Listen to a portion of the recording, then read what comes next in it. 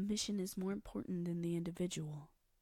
Those were the words that echoed in Keith's mind right after Matt appeared on the screen in front of him and said, "We'll never penetrate those shields!" There was an urgency in his voice and slight panic behind it, but his face was completely serious, completely like a soldier. Keith felt his breath slightly catch in his throat, and his eyes widened a little bit for a split second as he realized what he had to do to stop the witch Hagar, to save everyone, to save his friends, his family. He needed to sacrifice himself. "Maybe not with our weapons," Keith finally spoke after about 5 seconds after he quickly processed what he had to do. His voice was low, almost close to a whisper, but not quite.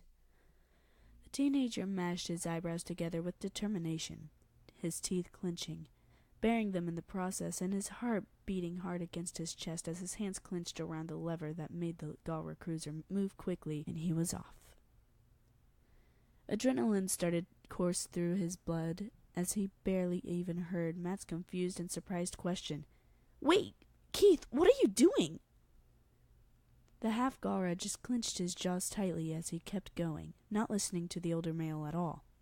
"The mission is more important than the individual," a voice whispered in his mind, as if it was trying to push him a bit more. That's what the Blade of Marmora was basically trying to sell to him.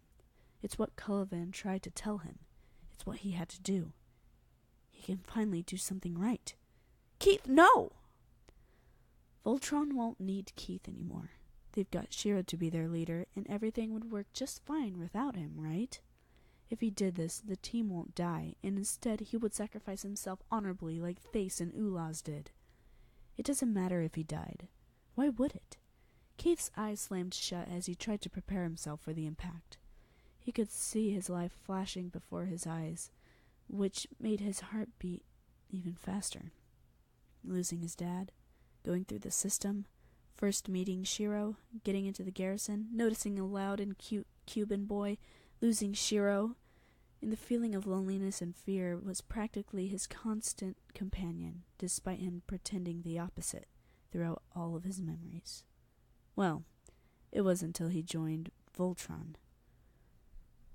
Of course, he still felt pretty isolated, and he didn't know how to handle his emotions all too well, but they were his family. They were more important than he was. They had people to get back to. They had lives to save. Lance had a family. He had friends. He had Red and a whole life ahead of him that Keith would give anything for that obnoxious loudmouth to live as long as he could and go back to Earth safe and sound. And by his sacrifice, they would be able to do that. He would at least give them that. He would be able to give him that. But Keith didn't want to die. He wanted to live his life longer. He wanted to see if he could find his mother, see how far he could go as a Blade member, be a hero. But Keith wasn't a hero at all. All he was a half-Galra, former paladin of Voltron, and a temperamental orphan. But with his sacrifice, he could help Voltron be the hero it obviously is. He can help his family be the hero for the universe.